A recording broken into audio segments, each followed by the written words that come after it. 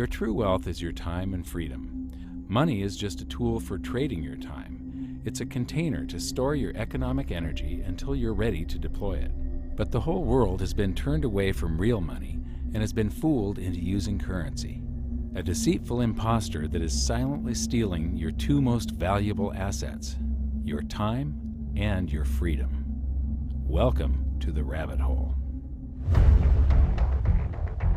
We are entering a period of financial crisis that is the greatest the world has ever known. The wealth transfer that will take place during this decade is the greatest wealth transfer in history.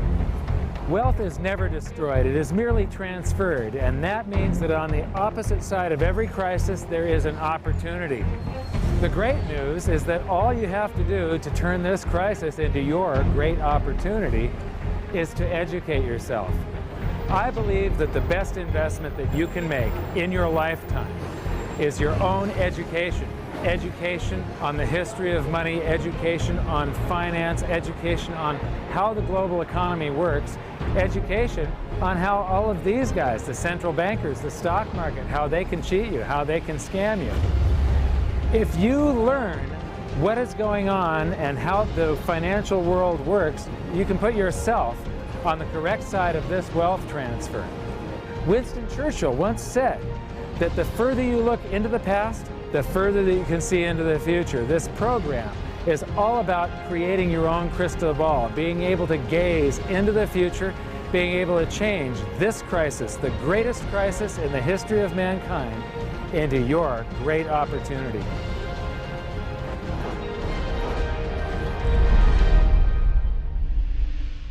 The hidden secrets of money, some of them are hidden in plain sight. They're like right in front of you.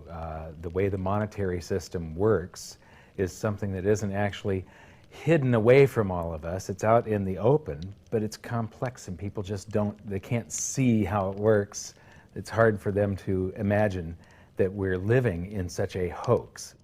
Others are meant to be secret, but the truth is slowly coming out, like the Federal Reserve being a private corporation and not really part of the U.S. government. But when I started studying this, what I found was that there was no place that I could point people to where they could get it all in one spot. And so I basically decided to write my book about it and consolidate monetary history, economics, the markets, fundamentals of gold and silver. There's a lot of smoke and mirrors in economics, and I've sort of made it my job to lift the fog for people.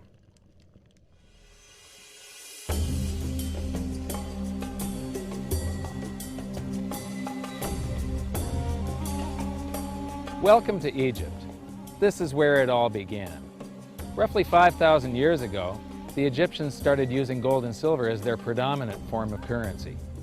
But it was not yet money.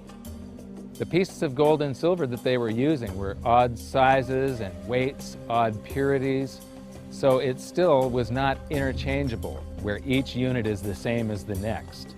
This meant that nothing really had a price yet. You couldn't put a price of so many coins on something because they didn't have coins yet.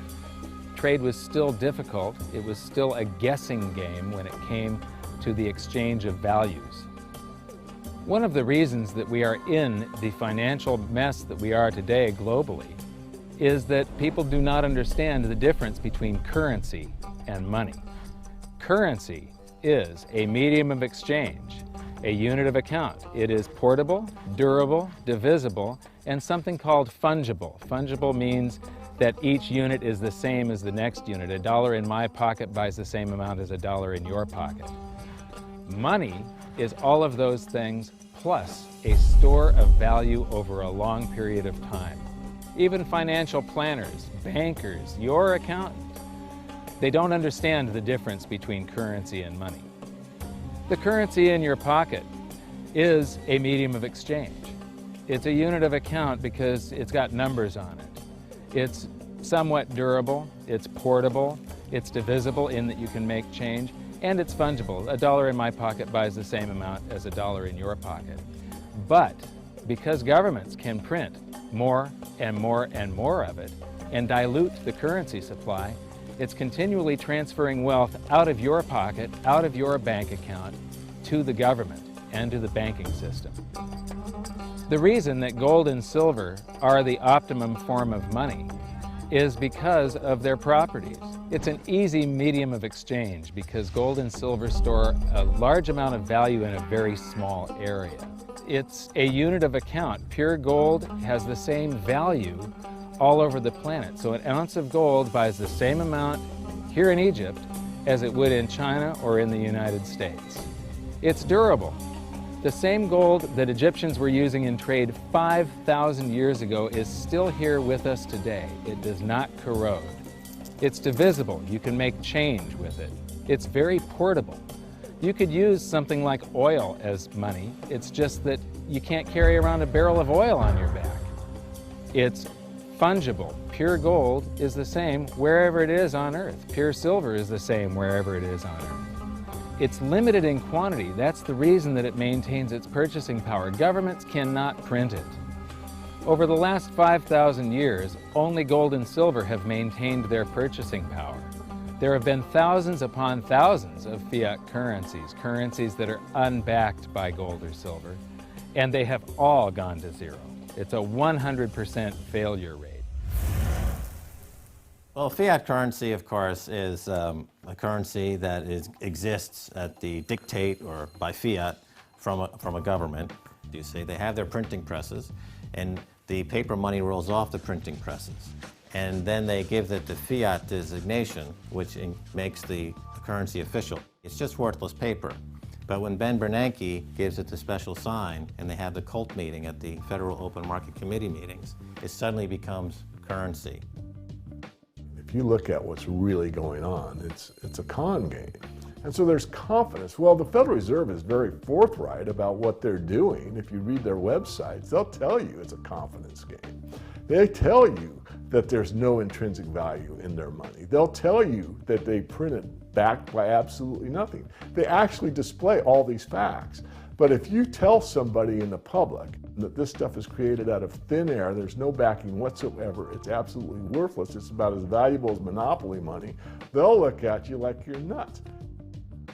Is there an example throughout history of a fiat currency, a piece of paper that's unbacked by anything, surviving? Short answer, no. Long answer, no. And here's why. When Addison Wiggin took over at the Daily Record, when they got cranked up, Bill Warner asked him to catalog all of the fiat currencies throughout history and what happened to each of them. Addison dutifully went to work. Within a short period of time, he had gone through the alphabet. All the fiat currencies that started with the letter A were done. They all went to zero. He was halfway through the letter B, and all the fiat currencies that started with the letter B, and there were 600 of them in just the first letter and a half of the alphabet, and every single one of them went to zero. Every one. 600 fiat currencies that start with the letter A, and half of the ones that start with the letter B are 600 of these things. Not one ever came close. Would you think this one, the United States dollar, is going to be the first one after all that? I don't think so. No. No currency, fiat currency has ever survived. None. The thing about money is there actually is a fairly well accepted definition of what money is. The question is, as you apply that definition to particular things that people claim to be money, do they fit the definition? We'll just take the paper dollar, for example. How well does it perform those functions? Well, store of value. The dollar has lost 95% of its purchasing power since the creation of the Federal Reserve in 1913. So not very good as a store of value. One of the things I do is just a way to get the audience's attention is I have a slide, and there are 3 pictures on the slide. One is a pile of monopoly money. The other one is a pile of Federal Reserve notes, what Americans would call paper money. The other one is a solid gold American Eagle 1-ounce coin. And the title of the slide is, which of these is not like the other? And if you know the show Sesame Street, or you have children who watch it, it's one of the favorite vignettes in Sesame Street. And what it really is a kind of IQ test for 5-year-olds. They're supposed to look at the 3 things and look at characteristics and find the one that's not like the other. Well, I've shown this slide to groups of Ivy League University professors, and I've also shown it to children, kind of 5 years old, my nieces and nephews and so forth. And when the professors look at it, they say, well, Clearly, the dollars are not like the others because gold has no role as money, and monopoly money is junk, and the American dollar is a store of value, so that's not like the other. But the children look at it and they say, well, the gold coin is not like the other because the other two are just piles of paper, and the gold coin is clearly something different. So my question to the audience is, who's smarter, a 5-year-old or an Ivy League professor? Before World War I, each note that a Treasury issued would say that there have been deposited with the United States Treasury $20 in gold coin payable to the bearer upon demand. The money was in the vault. The currency was a note they gave you that was a claim check, only a claim check on the money, the same as if you go to the dry cleaners and you give them your shirt and they give you a claim check for your shirt. The value is that shirt at the dry cleaners, not the piece of paper that says that you own that shirt. So our currency that circulated was the paper US dollars, and they were claim checks on money. The proper definition of inflation, I use Milton Friedman's definition. Inflation is an expansion of the currency supply. Deflation is a contraction of the currency supply. If you expand the currency supply, eventually prices will rise, and if you contract the currency supply, eventually prices will fall. This is a pool, but it's not a pool of water. This is the currency pool, and these are prices. And if you expand the currency supply, prices like a sponge in water have to rise to suck up the excess currency. Governments never stop printing more currency and adding currency to circulation. Therefore, prices keep on going up, not because the stuff that you're trying to buy is changing. The real estate doesn't change. What has changed is the currency purchases less and less. It's the currency going down, not prices going up. The truth is, what we have that makes our world work right now is a big story. None of it's real. It's all just promises. And if you think about it, that's how currency began to work in the beginning. You know, before we had currency, we had barter. I'll give you 3 coconuts and you give me 4 fish, because that's kind of a fair exchange on coconuts to fish. But that got complicated, so we had to invent this thing called money to be a divisible, portable medium of exchange. And the challenge is that we lost that a long time ago when we lost having things of value be our currency. And now we have this thing called numbers and accounts. But trust me, it is not real. It's a big made-up story. One of the biggest make-believe stories ever is called quantitative easing, which sounds complex, but it's really just a smoke and mirrors term for currency creation. QE started with the banking bailouts back in 2009. This currency was created out of thin air and then given to the banks, who paid themselves record bonuses in reward for crashing the world economy. This is a global phenomenon, but all you have to remember for now is that whether it's QE bailouts or stimulus programs, these are all just voodoo, hocus-pocus terms for increased currency creation. Egypt is an amazing place. There's a franticness about it, and utter chaos, especially like the traffic. But when it comes to like all of the merchants that are trying to get every last dime out of you, you get fleeced to the point where you come back with an empty wallet. But you know what? They're amateurs compared to Wall Street. In the past several years, I've spoken in many countries about the crisis that's coming, and a lot of people think that they're going to be okay in their country, that it's only going to happen to the United States or maybe the United States in Europe. But what they don't realize is that this is a global phenomenon. I got to show you something here. This is base currency in the United States. This is the number of paper dollars that exist, basically. It took 200 years to go from no dollars in existence to 825 billion. And then we had the bailouts, and then we had QE1, quantitative easing 1, then QE2, and then we had QE3, and then QE4, and then soon we're going to have QE57 and QE382. And it isn't just here. This is what the Canadian currency supply looks like. This is Australia, South Africa, Russia.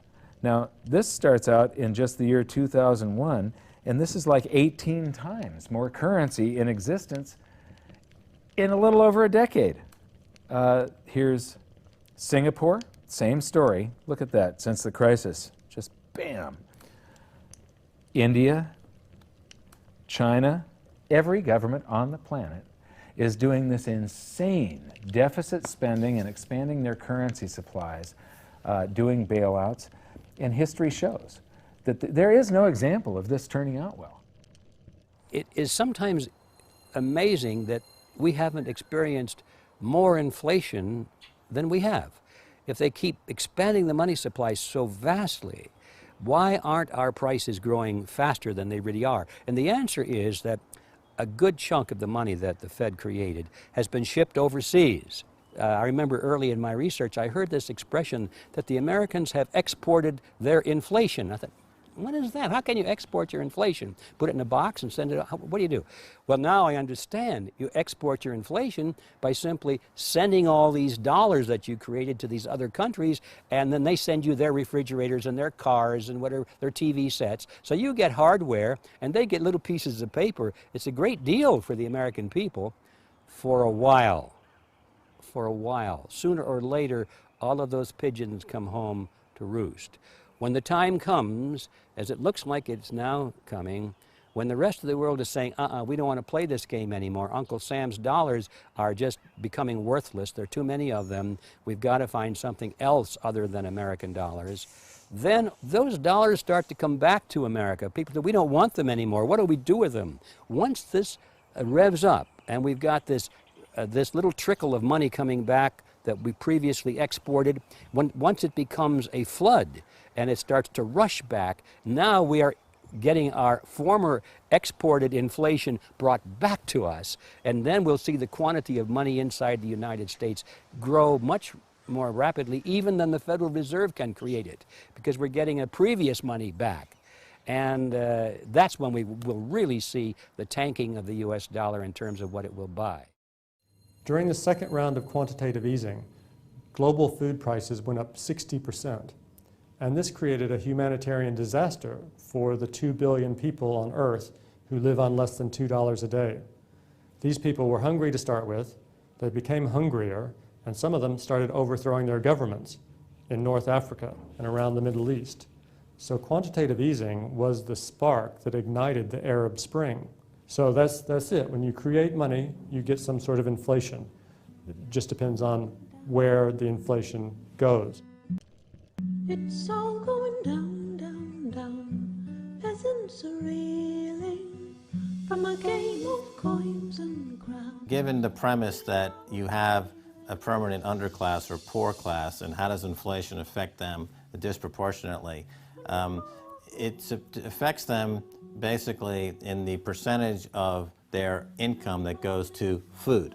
And we see this as a ratio, and we know that there are some danger points. For example, in Egypt recently, once that ratio got to 40% of income going to food and the price of food rising due to inflation, when it got to 40%, that's historically a point where people actually stage a revolution. And that's exactly what we saw. The French Revolution, similarly, was all around the price of food getting to a certain critical point where people simply, the risk-reward for revolution was favorable toward revolution. When they print it up, then it all goes down.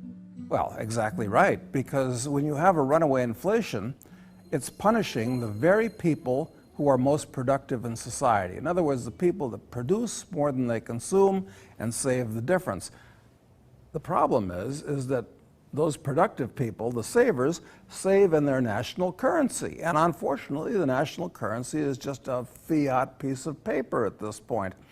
So when it's destroyed through runaway inflation, that $100,000 that you were hoping to retire on doesn't exist. And the things that you were going to buy with it and provide for others don't exist either. Now what are you going to do? The world is going to have a new monetary system in this decade that we're in.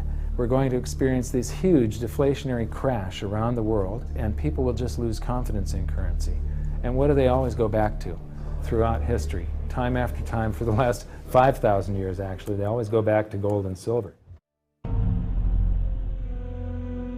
Athens was the first society to have a working tax system and free markets. This enabled them to rise to the pinnacle of civilization. Their prosperity allowed them to create great works of art and achieve a level of architecture and engineering that the world had not yet seen. Here we are 2,500 years later, and people are still in awe of their achievements.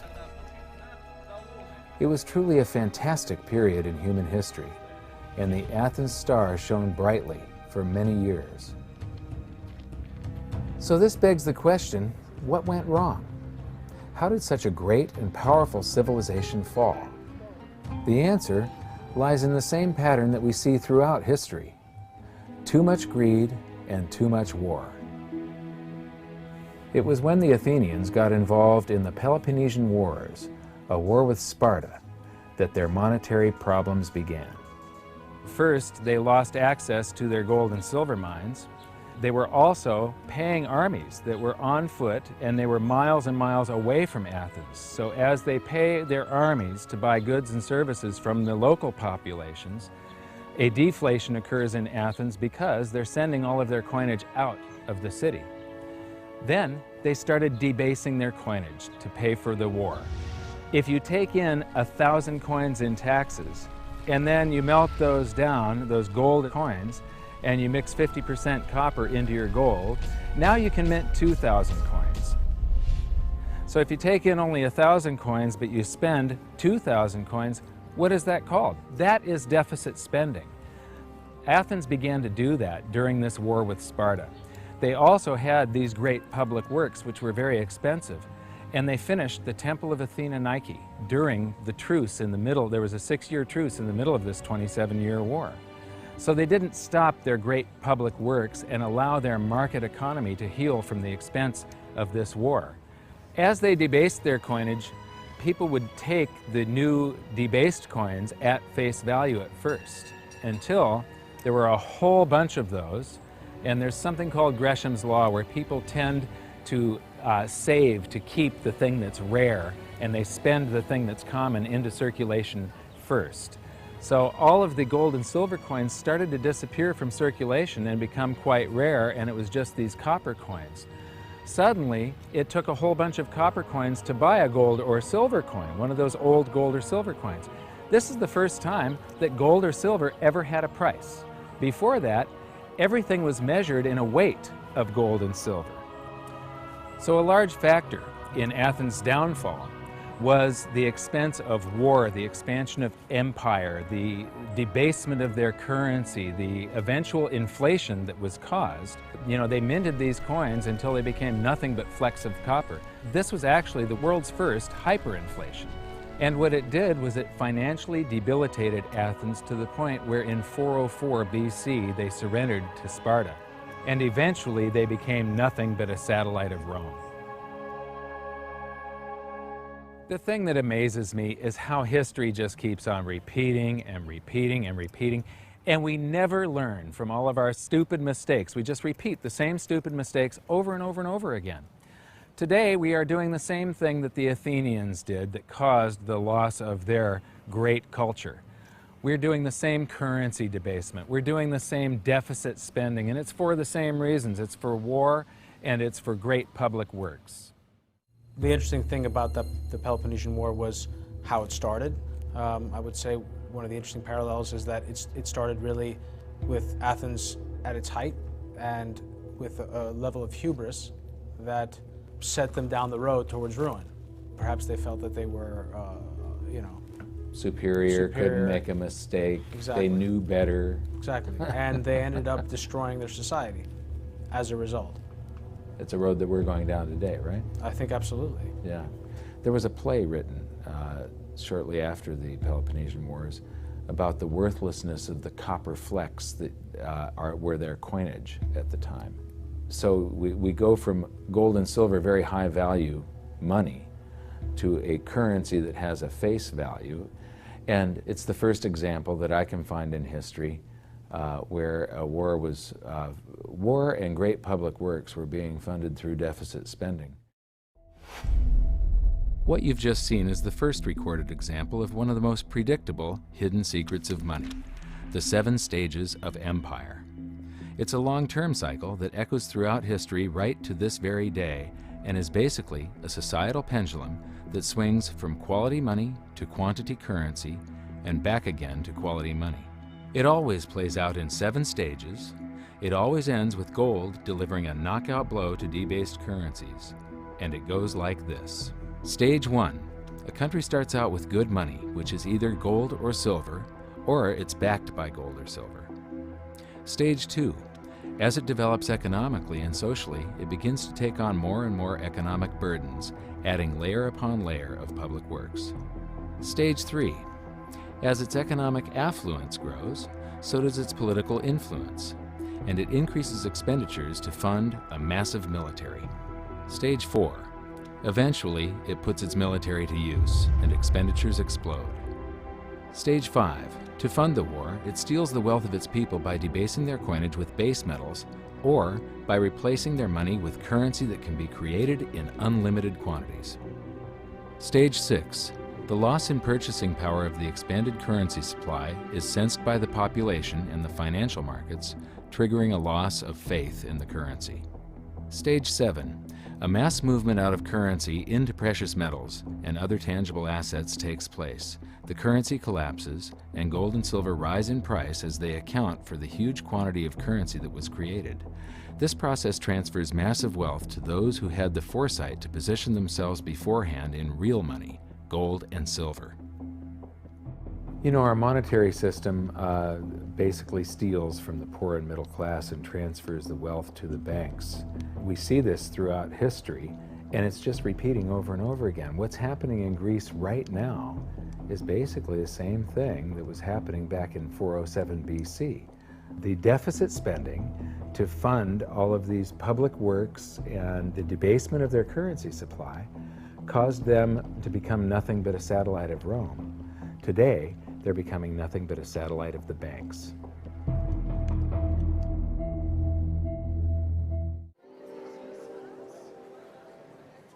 The next question is, how does this affect you? My next stop was in London, where I'd been asked to give a presentation to a group of businessmen. They wanted to understand the reason that gold had surged recently, and I explained to them that to understand gold, you have to understand monetary history. Once you see where we've come from, you can get a much clearer understanding of how the 7 stages of empire are playing out right now. We weren't allowed to show their faces, but we were allowed to film my presentation. So here it is, the last 140 years of monetary history condensed into just 10 minutes. Keep the 7 stages of empire in mind, and as you watch this, see if you can recognize the signs. Everybody thinks the US dollar is still as good as gold, and it hasn't been since 1971. This is the world monetary systems. From 1873, when Germany went on the classical gold standard, where each unit of currency is backed up by an equivalent amount of gold in the treasury. In the United States, $20 bill, $20 gold piece in the vaults. Go into any bank, slap down your currency, which was a receipt for money, a claim check on money, ask for your money, gold and silver, and they would give it to you. So this shows, this is currency, this is money. Otherwise, there was no reason for any government to store gold in their vaults and then print this currency that was backed by gold. This is what gives confidence in that, and it gives governments the ability to start this scam in the first place, where they print these receipts for gold, and then they can print more of them than gold that exists. And that happened when we got to World War I, and all the combatants stopped redemption rights. You could no longer go in the bank and trade your pounds, lira, marks, francs, no longer redeemable in gold, and they lit up the printing presses and started printing like crazy. Then between the wars, they went on something called the gold exchange standard, where currencies would be backed partially by gold. So in the United States, under the Federal Reserve Act of 1913, the Federal Reserve was allowed to put $50 worth of claim checks on gold, currency in circulation, backed up by only $20 worth of gold. So it was a 40% reserve ratio. For every $20 gold piece in the vault, they could put $50 in circulation. We're the dollars of the nation on parade. We're the biggest batch of dollars ever made. Oh, we used to march by millions, but now we march by billions, and maybe we'll be trillions for your dead.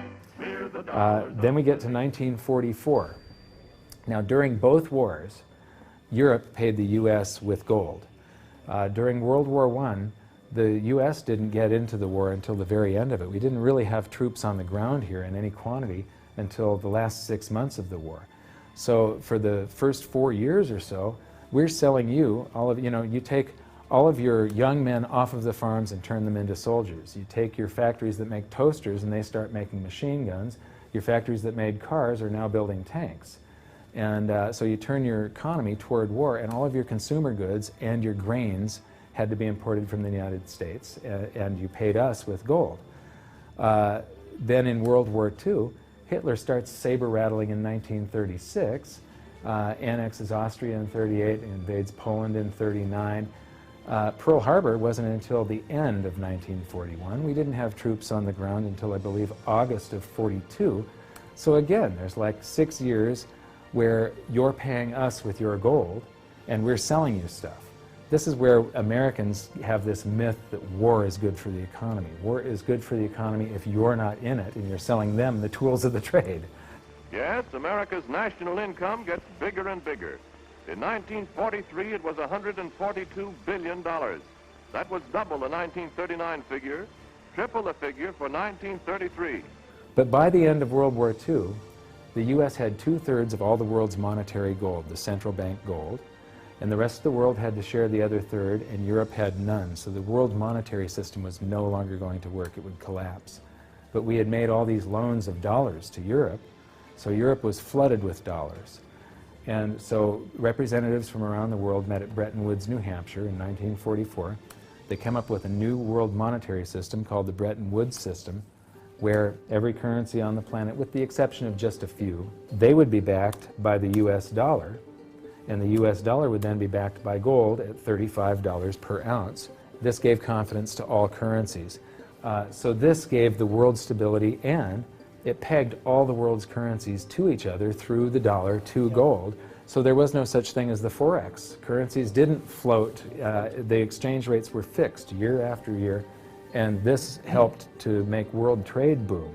Then the dollar standard starts because we kept on printing dollars. Under the Bretton Woods system, there was no reserve ratio established where the U.S. actually had to have a certain amount of gold for how many dollars we created. So we had done a bunch of deficit spending for Korea, for Vietnam, for Johnson's Great Society, and expanded the currency supply, the amount of paper dollars in circulation, and exported them all over the world. And then in the 60s, Charles de Gaulle, president of France, realizes that we don't have the gold to back up the dollars. Le fait que beaucoup d'États acceptent par principe des dollars au même titre que de l'or entraîne les Américains à s'endetter et à s'endetter gratuitement vis-à-vis de l'étranger, car ce qu'ils lui doivent, ils le lui payent avec des dollars qu'il ne tient qu'à eux d'émettre. Nous estimons nécessaire que les échanges internationaux soient établis comme c'était le cas avant les grands malheurs du monde, sur une base monétaire indiscutable et qui ne porte la marque d'aucun pays en particulier. Quelle base? En vérité, on ne voit pas qu'il puisse y avoir réellement de critères, d'étalons autres que l'or. And he starts asking, France asks for their gold and trades in the dollars. And at that point, other countries saw this and start jumping on board. And the U.S. lost 50% of its gold from 1959 to 1971. But we still had, in 71, about 12 times more dollars that we had created than there was gold. And this run on the bank, basically, the U.S. now being the bank, this is a giant worldwide bank run, because the U.S., for the second time, had committed a fraud and created more receipts for gold than there was gold. It's that simple. And then finally the markets sort of sensed this, and Nixon was forced to take us off the gold standard, because if he had paid out gold until it got to zero, once we couldn't pay on some of those dollars, the entire worldwide monetary system would have collapsed. I have directed Secretary Connally to suspend temporarily the convertibility of the dollar into gold or other reserve assets, except in amounts and conditions determined to be in the interest of monetary stability and in the best interest of the United States. In full cooperation with the International Monetary Fund and those who trade with us, we will press for the necessary reforms to set up an urgently needed new international monetary system. And on August 15th, 1971, all the world's currencies became fiat currency. I don't know why the rest of the world didn't rush out and hang him, but they didn't. They just all went along with this. To our friends abroad, I give this assurance. The United States has always been and will continue to be a forward-looking and trustworthy trading partner. There have been thousands upon thousands upon thousands of fiat currencies throughout history, and there isn't one that survived. It is a 100% failure rate. And we started this experiment where all the world's currencies would be fiat currencies simultaneously in 1971. But what we have here, 30 to 40 years, different monetary system, 30 years, 28 years, 39 years plus, what's next? The world is going to have a new monetary system in this decade that we're in. We're going to experience this huge deflationary crash around the world. The world will probably end up on some sort of new monetary system, probably after governments try and print their way out of this and cause hyperinflations of all the currencies, and people will just lose confidence in currency. And what do they always go back to throughout history? Time after time, for the last 5,000 years actually, they always go back to gold and silver.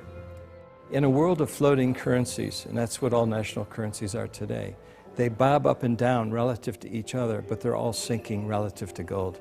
That includes the dollar as well as the euro and the British pound and all the others. They're going to continue to lose value, continue to lose purchasing power. Personally, I don't think there's any way of avoiding what is coming. There's no way to fix it right now. One of the biggest challenges for human beings is that physiologically we are designed to operate in recency. You know, the fight or flight response is literally in my cells, literally. And so that when I'm in the wild, it's about I need to look for something to eat or make sure I don't get eaten. And how that translates into the modern world is that we think only about what's happening immediately in front of us. And so we think a long time is last week. In the world of YouTube and Facebook and instant messaging, we think 3 seconds is a long time. Like, did you get the post already? I already posted it. And the reality is, if you look at history, and I don't mean a week, I don't mean a month, I mean decades, I mean 100 years, I mean a couple of 100 years, I mean more than a couple of 100 years, you can start to see some patterns. You can see some things that are going on because history repeats itself. There are some trends and there are some movements that you can learn from. And you literally have to go outside of your human instincts to look at history, because we just want to focus on right now, because as I said, that's about either eating or being eaten. So we're going to go beyond that, and that means not just focusing on the here and now, but learning some real powerful stuff from what's happened, because there just might be some indicators there as what's going to happen in the future. Now, the 7 stages of empire, just as a reminder, started with sound money, and then a country adds layers of public works and social programs, and then develops a massive military, and then puts that military to use, and to pay for the war, it debases its currency supply, which causes a loss of faith in the currency, which then leads to a currency crisis, and gold does an accounting of the expansion of that fiat currency supply that happened over all those years of the first 5 stages. We are in the 6th and beginning the 7th stage. Gold started the accounting in the year 2001. It was $250 then, but we're still in the very early stages of this. It's going to fail. Why is the dollar sacrosanct? Why is it not going to happen to the US dollar? Well, it will. People think, oh no, it's high technology, or we have computers now, or the internet. And these are ridiculous arguments. The truth is, all fiat currencies have failed, and there's no reason why this one won't. What worries me again so much is that it's a global situation. And so it's going to cause problems on a global basis. This isn't going to be pretty when it happens. I am not an end-of-worlder or a doomsday guy. All you can do is play the hand that you are dealt. If we go to a new monetary system, and I think it's absolutely inevitable, there's just too much energy built up in this one that has to release. It has to come crashing down somehow. So these are changes in Chinese holdings. They are accumulating gold. They are getting rid of U.S. Treasury bonds. This is gold held in China. The green line is the cumulative gold. That's on this side, this scale. So it's gone from about 700 tons to almost 6,000 tons just since the year 2000. So this is their central bank holdings. This is their mine supply. But this is, and my researcher put all of this data together. You're the first people to see this. This is the amount of gold flowing through the Hong Kong exchange that goes into China. And the past couple of years here, they have ramped up their buying.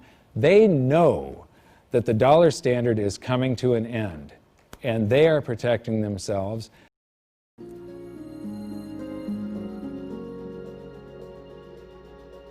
I don't think there's any question we're heading for a new monetary system. The question is what will it consist of?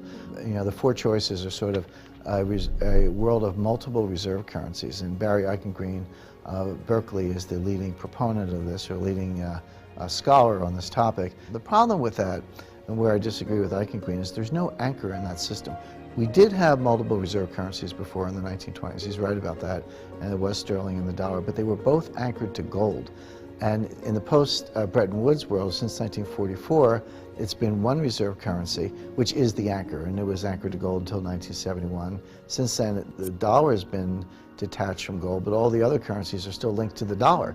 So at the end of the day, we've had an anchor of some kind. We've never had a world of multiple reserve currencies with no anchor. I'm not sure that's that stable. The SDR is the second choice. The SDR is a basket currency sponsored by the IMF. At least for the time being, it's also printed money. The IMF literally prints the SDRs and ships them out to the members, and their reserves go up, exactly the way the Fed creates money and bank reserves go up. But it's not backed by anything. Third choice is gold, some variation on the gold standard. And the fourth choice is what I call chaos, which is that nobody does anything. There's a lot of wishful thinking, there's a lot of denial, there's a lot of delay, and we get to the point where people just totally lose faith in paper currencies, go to hard assets, and we have a sequential collapse of paper currencies around the world, at which point governments will have to react with emergency measures. And that could include coercion, confiscation, you know, various sorts of freezes on paper assets. There could be a lot of things in that scenario. So to me, it's multiple reserve currencies, SDRs, gold, or chaos. I favor gold, but I fear that we may get chaos. I've talked about every 30 to 40 years the world has a new monetary system. And the thing is that over the years, governments and the banks have basically screwed us more and more and more. And these new currency systems are always created by the same idiots that created the last one that fell apart. It's the big banks, it's the central banks, and it's governments that are creating these new systems each time. And each time, the system they come up with is a system that cheats the population more and enriches the government and the banks more. It's a system that transfers wealth at greater and greater speeds. You know, this one is going to fall apart just like all of the others. There's a difference this time, though. There's the internet. People are connected all over the world. Information is spreading, and people are getting educated. You are about to learn one of the biggest secrets in the history of the world. It's a secret that has huge effects for everyone who lives on this planet. Most people can feel deep down that something isn't quite right with the world economy, but few know what it is. Gone are the days where a family can survive on just one paycheck. Every day it seems things are more and more out of control, yet only 1 in a million understand why. You are about to discover the system that is ultimately responsible for most of the inequality in our world today. The powers that be do not want you to know about this, as this system is what has kept them at the top of the financial food chain for the last 100 years. Learning this will change your life because it'll change the choices that you make. If enough people learn it, it'll change the world because it'll change the system. They say that money doesn't grow on trees, but the truth is that the modern banking system creates currency far faster than trees can grow. Most people don't have a clue how currency is created. Economists and bankers make it sound so complex that people think they can't understand it. But I'm going to strip our monetary system down to its essence so that you can see the scam behind the curtain and just how it affects you. Every modern society creates currency in pretty much the same way. But since the US dollar is the majority of the world's currency, I'm going to use the United States as our example. It all starts when some politician says, "Vote for me and I'll make sure the government provides you more free stuff than my opponent will." But there's no such thing as a free lunch. So to provide that supposedly free stuff, the politicians vote for the country to spend more than its income. This is called deficit spending. To pay for that deficit spending, the Treasury borrows currency by issuing a bond. So what's a bond? If you think about it, a bond is really nothing but a glorified IOU. It's a pretty piece of paper with numbers printed on it that says, "Loan me $1 trillion today, and I promise over a 10-year period I'm going to pay you back that $1 trillion plus interest."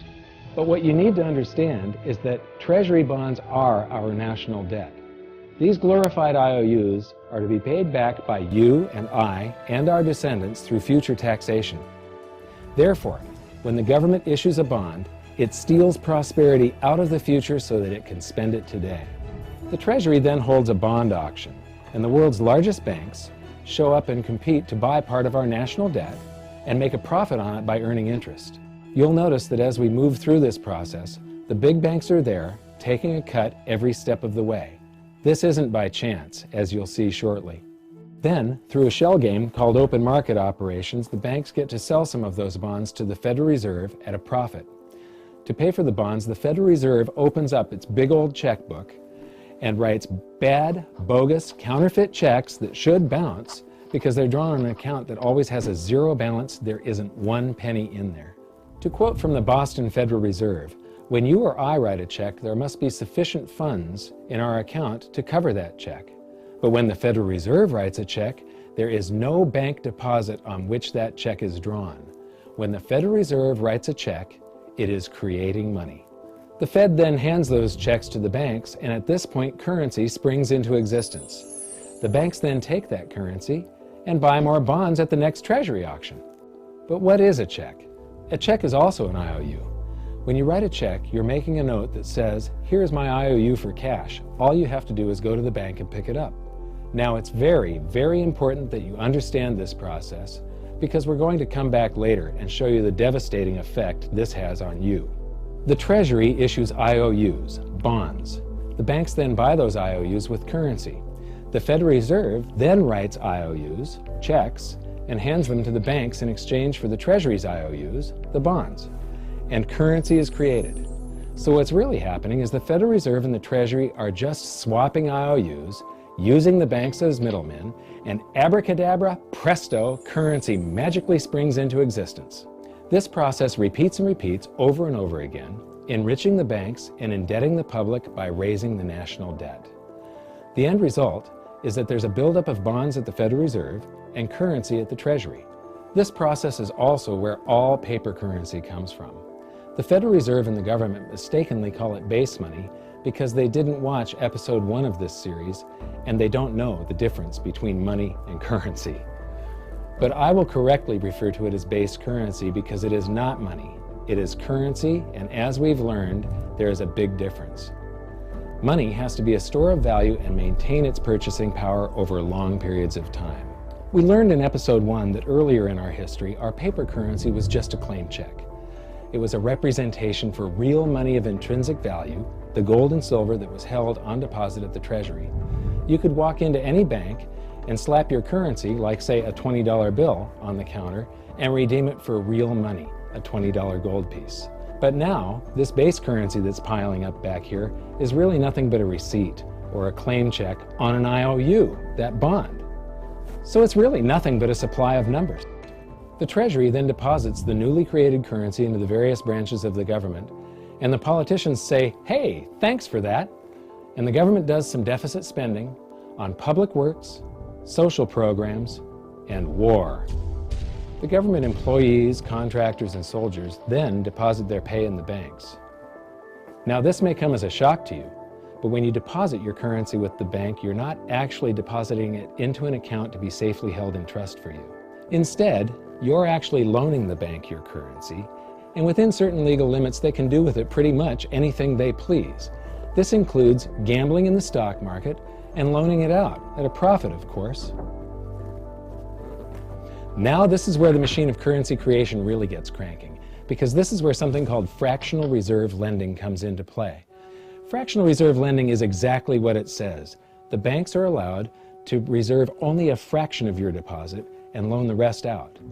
Although reserve ratios may vary, I'm going to use a 10% reserve ratio as our example. If you deposit $100 in your account, the bank can legally take $90 of it and loan it out without telling you. The bank must hold $10 of your deposit in reserve just in case you want some of it. These reserves are called vault cash. But why does your bank account still say you have $100 if the bank has stolen $90 of it? Because the bank left IOUs it created, called bank credit, in its place. Now I know this sounds crazy, but here it is in black and white from the Fed. Commercial banks create checkbook money when they grant a loan simply by adding new deposit dollars in accounts on their books in exchange for a borrower's IOU. These are nothing but numbers that the banks type into their computers. And even though these bank credit IOU numbers are very different from base currency numbers, because they only exist in computers, they are still currency. So now there is $190 in existence. Now, the reason people take out loans from the banks is to buy something. They're going to buy a house or a car or something like that. So the borrower takes the $90 that the bank loaned to him from your account, and he pays the seller of the item. But then the seller deposits that currency into his account, and his bank loans out 90% of that and leaves bank credit numbers in its place. So now there's $271 in existence. This process repeats and repeats until under a 10% reserve ratio, an initial deposit of just $100 can create up to $1,000 of bank credit, all backed by $100 of vault cash, just 10%. But as I said, reserve ratios vary wildly. On some deposits, it's 10%, on others, it's 3%, and on some forms of deposits, reserve requirements are 0. The result is that the expansion of the currency supply by the banks is far greater than even this example would lead you to believe. So once again, when currency is deposited in the banks get to lend it out, and then it gets redeposited and relent, redeposited and relent, redeposited and relent over and over again, creating bank credit all the way. This is where the vast majority of our currency supply comes from. In fact, 92 to 96% of all currency in existence is created not by the government, but here in the banking system. Now, massive amounts of currency spewing into society may at first sound like a fun idea. That is, until you remember one of the most important hidden secrets of money from episode 1, that the prices of everyday goods and services act as a sponge on an expanding currency supply. The more currency we have, the more prices rise. This is where inflation comes from. The true definition of inflation is an expansion of the currency supply. Rising prices are merely the symptom. So our entire currency supply is nothing but a couple of bucks whipped up in this hocus-pocus scam where the Treasury and the Federal Reserve swap glorified IOUs, and a bunch of numbers that the banks just type into their computers. That's it. That's our entire currency supply. It's nothing but a supply of numbers, some of them printed, most of them typed, and there is nothing else. But if you thought that was crazy, get ready to enter the twilight zone of modern economics. We work for some of that currency supply. True wealth is your time, but we trade away moments of our lives, hour by hour, day by day, and year by year, for numbers that somebody printed on pieces of paper or just typed into a computer. Now those numbers represent our blood, sweat, tears, labor, ideas, and talent. We are what gives the currency its value. But here comes the really cruel joke. We work hard so that we can save some of that currency, so that we can pay the tax collector. In the United States, it's known as the IRS. They then turn it over to the Treasury so that the Treasury can pay the principal plus interest on that bond that the Federal Reserve bought with a check drawn on an account that has nothing in it. Now let's do a recap on this section, because this is where the system begins to rob you and I on a massive scale. Much of our taxes are not used for schools, roads, and public services, but to pay interest on bonds that the Federal Reserve bought with a check drawn on an account that has nothing in it. The Federal Reserve is committing fraud. But here's one of the biggest secrets of them all. Before the establishment of the Federal Reserve, there was no need for personal income tax. The Federal Reserve was created in 1913, and that very same year, the Constitution was amended to allow income tax. Do you really think this was just a coincidence? Ask yourself how much income tax you've paid over your lifetime. Much of it has been silently siphoned away into the hands of those who own the system. Yes, this system has owners. Who they are is an even bigger secret that we'll get to shortly. But first, we need to understand the mumbo-jumbo of the so-called debt ceiling. It's all based on a huge paradox. There was interest due on that bond, and there was interest due on every one of those loans that the banks made. That means that there is interest due on every dollar in existence. Let me ask you something. If you borrow the very first dollar into existence, and that's the only dollar that exists on the planet, but you promise to pay it back plus another dollar's worth of interest, where do you get the second dollar to pay the interest? The answer is that you have to borrow that one into existence and promise to pay it back with interest as well. So now there are $2 in existence, but you owe $4, and so on and so on. The result is there's never enough currency to pay the debt. There is always more debt in the system than there is currency in existence to pay the debt. Therefore, the whole system is impossible. It is finite. It will come to an end one day. What would happen if the government stopped borrowing to do deficit spending? Are the payments on those treasury bonds going to stop? What would happen if the public stopped borrowing and going deeper into debt? Are your house and car payments going to stop? No. There is a payment due every month on the principal plus the interest on every dollar in existence, and those payments do not stop. If we stop borrowing, then no new currency is created to replace the currency that we used to make those payments. Whether you're making a payment on a loan or paying tax to make a payment on a bond, the portion of the payment that goes to pay off the principal extinguishes that portion of the debt. But the debt also extinguishes the currency. Currency and debt are like matter and antimatter. When they meet, they annihilate each other. If we just pay off the principal only on all the loans and bonds that exist, the entire currency supply just vanishes. So if we don't go deeper into debt every year, look what happens. The whole thing goes into a deflationary collapse under the weight of those payments. Politicians and pundits alike talk about balancing the budget, paying down the debt, and living within our means. They don't understand that that is deflationary. It is impossible to do under our current monetary system without collapsing the whole economy. This is why any talk of a debt ceiling is not only ridiculous, it's delusional. The system is designed to require ever-increasing levels of debt just to continue. And that's why politicians will always kick the can down the road and raise this so-called debt ceiling over and over again until the whole system finally collapses under its own weight. In other words, they don't want it to collapse on their watch. The Founding Fathers of the United States knew the dangers of central banking and fought to free themselves from this very thing. The Revolutionary War started out as a tax revolt, but now we must pay tax just to have a monetary system.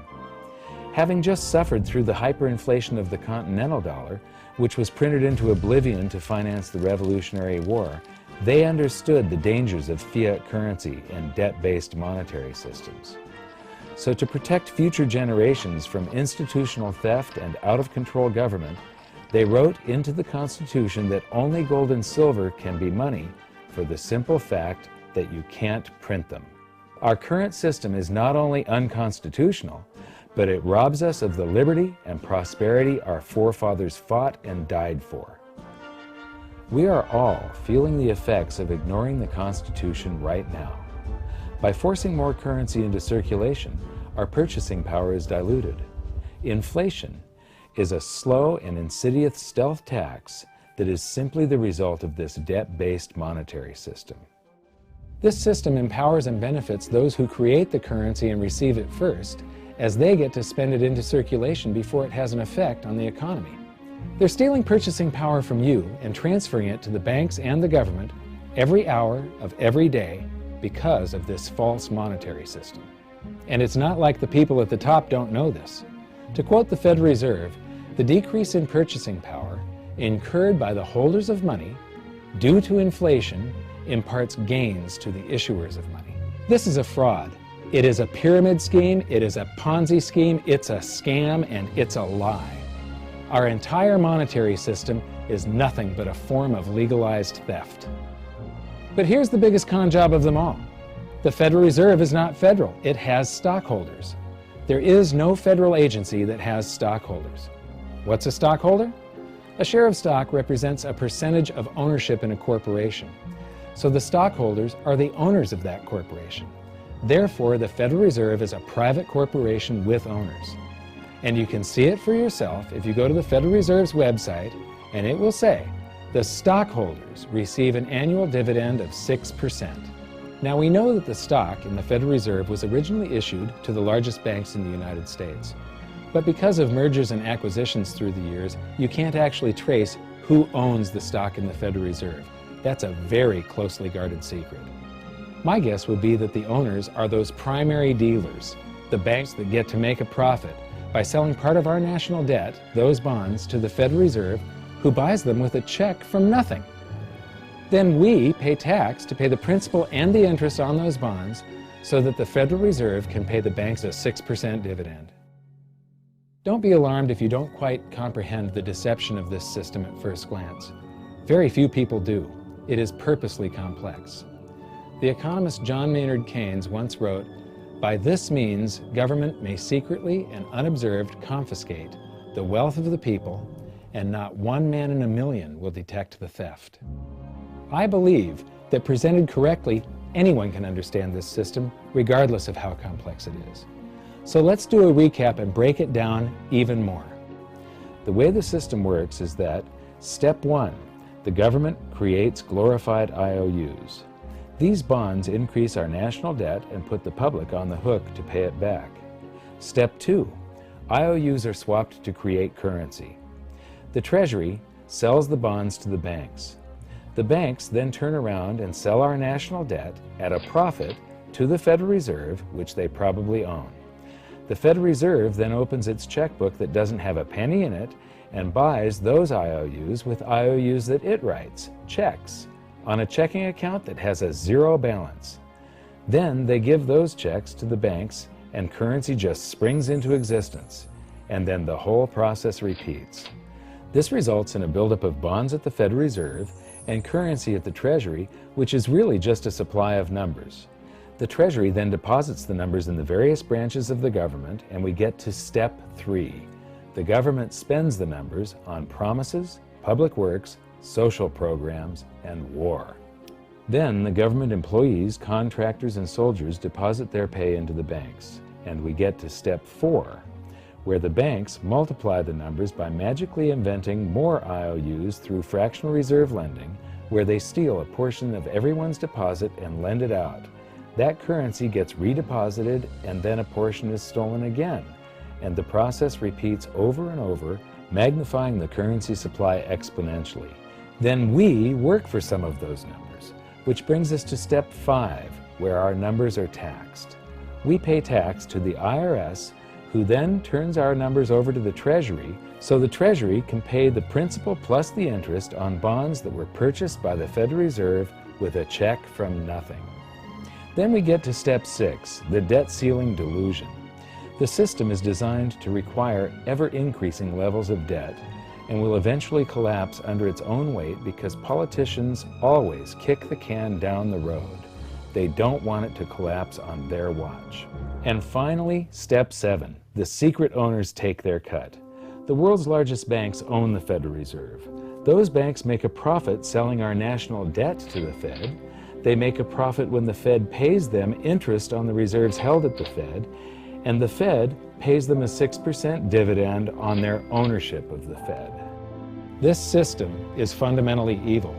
It funnels wealth from the working population to the government and the banking sector. It is the cause of the artificial booms and busts of modern economies, and it causes great disparity of wealth between the rich and the working class.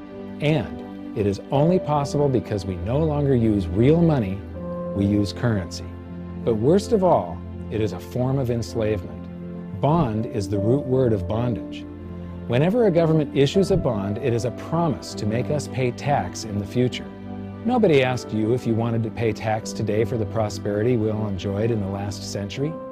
Nobody is asking our children if they want to work hard in the future to pay for the prosperity we're enjoying now.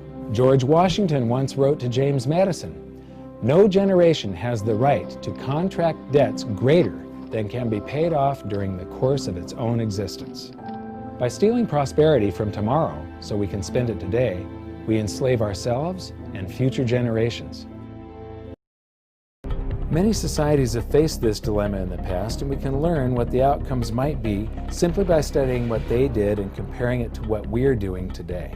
So while I was in Germany, I decided to stop by one of my favorite museums and take you on a kind of crash course of the history of real money, how it evolved, and the twin dangers that arise when money is corrupted.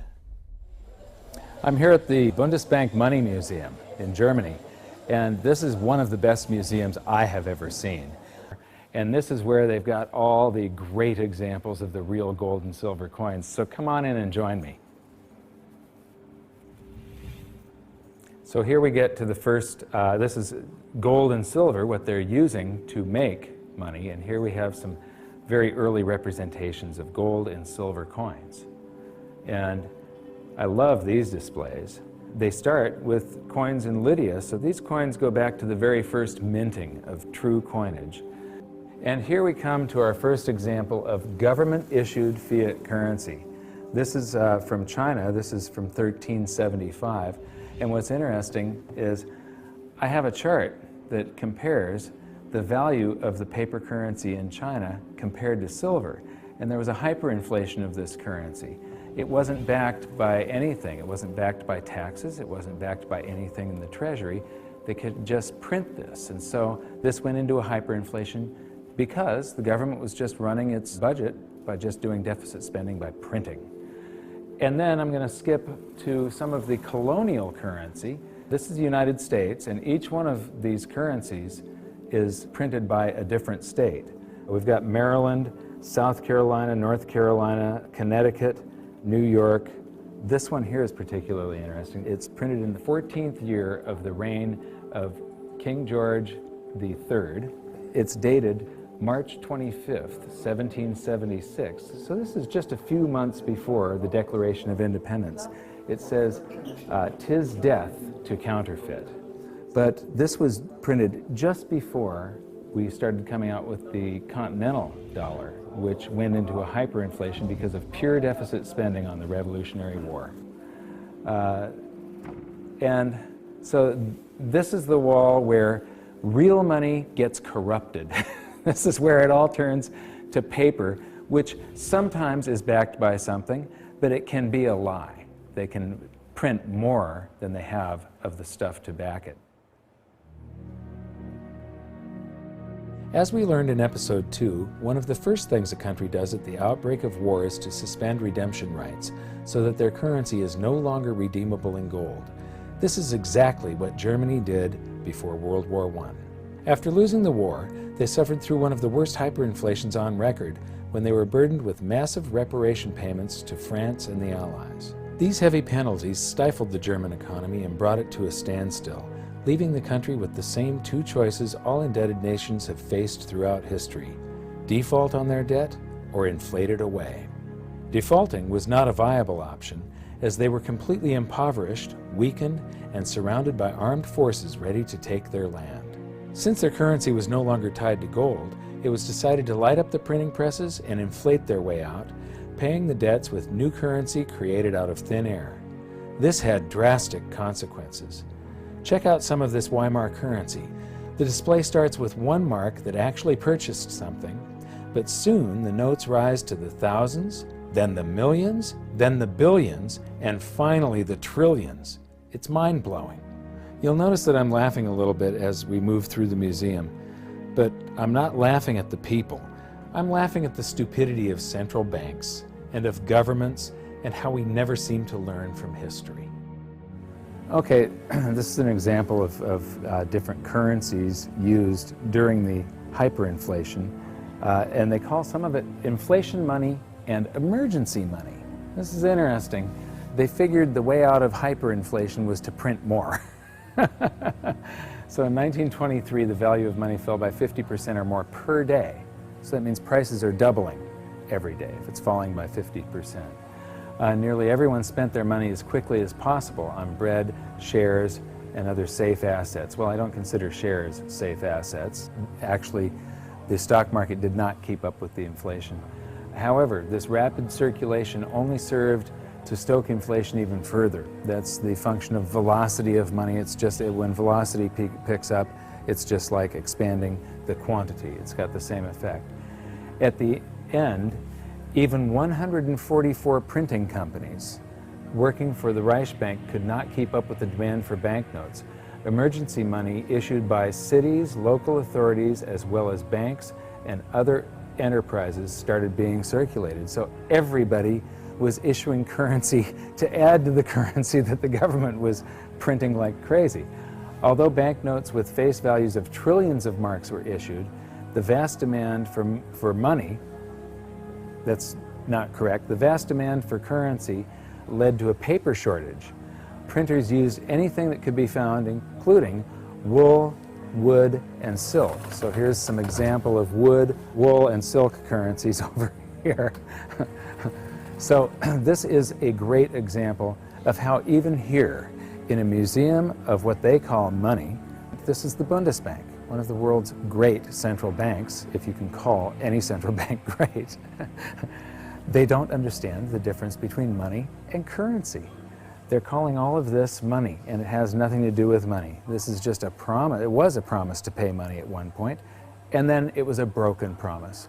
People will have faith in these government-created currencies, and it allows governments to basically rob their own people. The government erased the debts that they had left over from World War I by just hyperinflating the currency, and basically that transfers all the wealth of the middle class to the government. The government inflated away the debts, but they also inflated away the prosperity of their entire population. When we were in Germany, we got a chance to shoot in front of the Bundestag, which used to be called the Reichstag, and it's very, very significant in that out of monetary crisis, you very often see the political landscape change dramatically.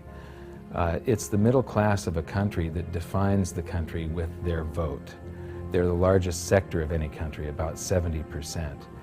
And a currency crisis like a hyperinflation wipes out and impoverishes the middle class. And they become filled with fear.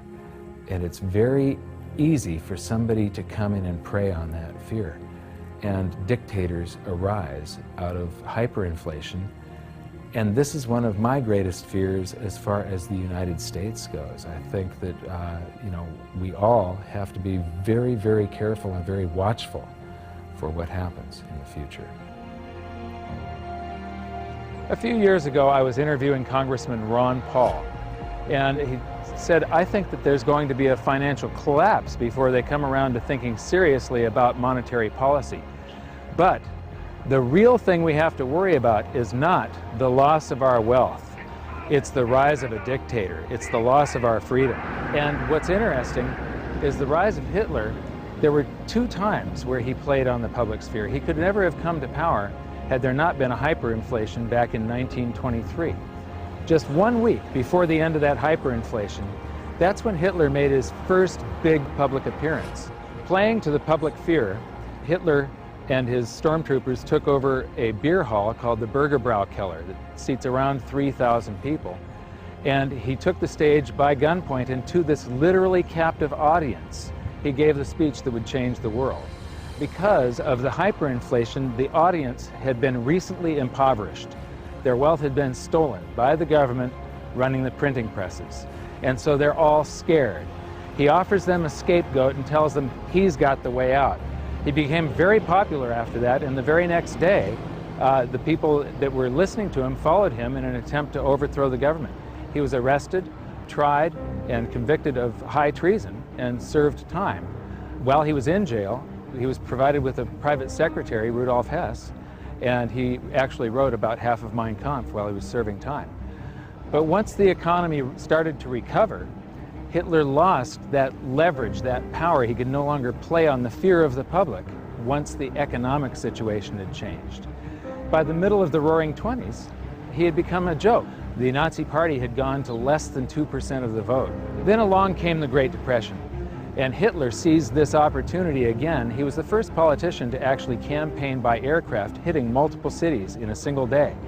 And the Nazi Party went from 2% of the vote to the second largest party in Germany. So playing on the public sphere, Hitler was able to take away the rights of Germans. He was able to, all these guaranteed rights in the Weimar Constitution, private property rights, the right to assemble, public assembly, the right to privacy in the mail, the telephone system. He just took away all of their rights and seized power. So these are some of the things that we have to be concerned about and be very mindful of. Economic crisis very often leads to the rise of a dictator. Yeah, the fact that this was just 70 to 80 years ago, basically there are still people alive today that experienced this, but enough of them have died off to where the warnings fall on deaf ears. Berlin is a great example of another massive danger to individual freedom that economic crisis can bring, the swing from capitalism to collectivism. After World War II, the city was basically divided in half, the West being capitalist and the East communist.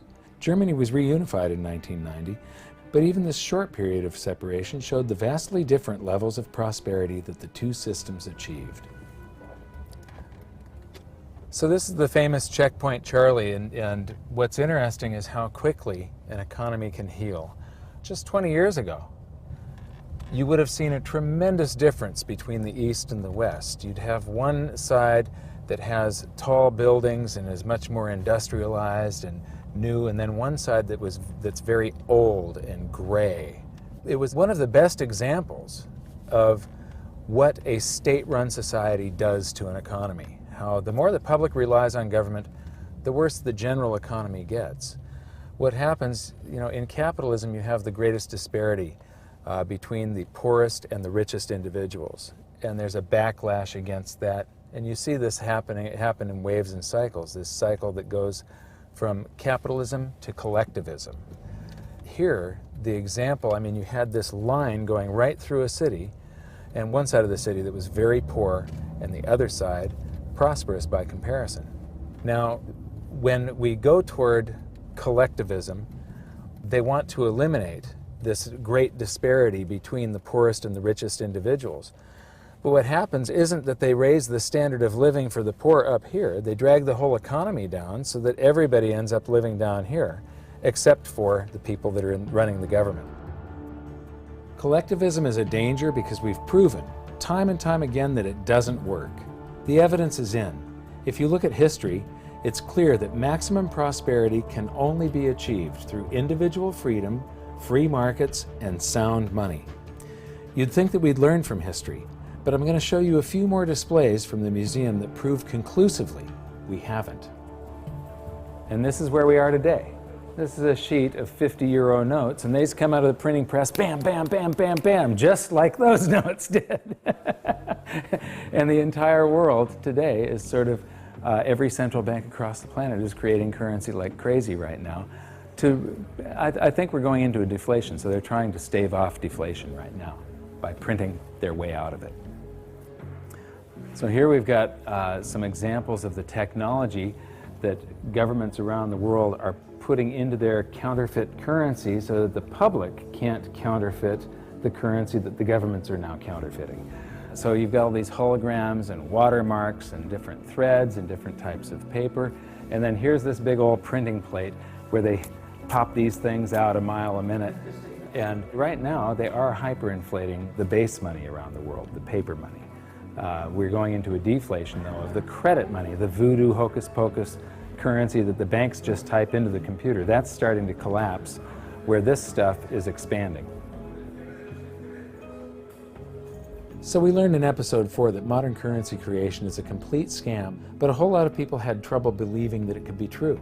The European Central Bank has this awesome display that shows you exactly how it's done, and it's basically the same as our episode 4. So here's a quick recap thanks to the ECB. Basically, the central bank and the Treasury swap IOUs.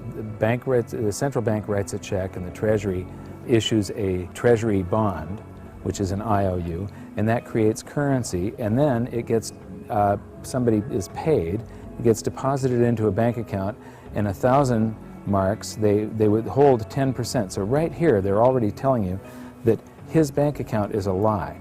He deposited 1,000 in it. They only withhold 100 in case he wants some of that.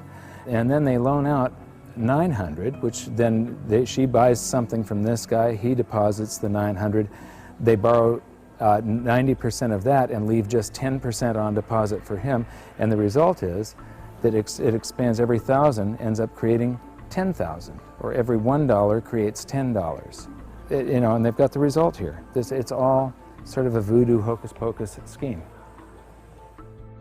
One of the great things that I've noticed here is that throughout the museum, they keep on proving the point that even though this is the Bundesbank Museum, they prove the point that fiat currencies that come off of a printing press eventually go to zero, that they're really worthless.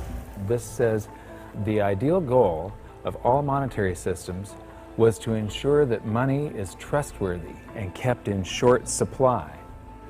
Metal-based currencies restrict the money supply because metal deposits are naturally limited.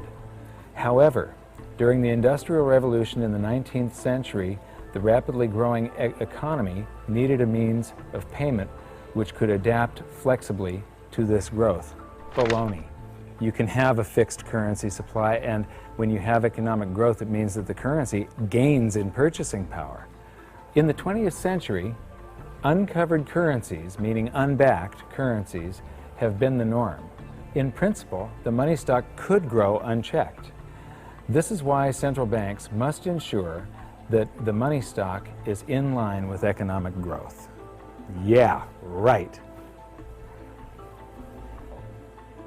So here we've got my buddy Milton. Actually, Milton was sort of a semi-free market economist. He won the Nobel Prize, so he's considered the dean of the Chicago School of Monetary Thought, which are monetarists. They believe that we should have a Federal Reserve and it should expand and contract the currency supply to achieve stable prices. One of the problems with Keynesians and monetarists and so on is that they think you should expand it and contract it, but they never contract it. They just, you know, Keynesian, you're supposed to spend when the economy is bad. The government's supposed to spend and stimulate and then withdraw currency from circulation to keep us from going into a bubble caused by the expansion of credit and the spending that they did during the bad portion of the economy. So they take this rubber band and they stretch it, and it's supposed to come back, but they never do that. They just keep on stretching it to infinity. And here we are, right now, where we are in the world is that that rubber band is about to snap with every currency on the planet. And so I'm instability, I'm in deflation, inflation, let me see, I'm going to cause a hyperinflation. Oh, it just went off the inflation scale. I guess I did cause a hyperinflation. Oops. And now the whole thing is collapsing. This game of inflation and deflation has never worked. Right now we're on the precipice of the whole system collapsing, and just like the game, our monetary system will reset. This is where the twin dangers we learned about may rear their ugly heads, so it's up to all of us to learn from history. I mentioned earlier that it was the invention of money that allowed humans to prosper and rise out of the Stone Age. But money is only part of the equation. What use is money if you don't have freedom? So what's going to happen? Will we default or inflate our way out of the mess we're in?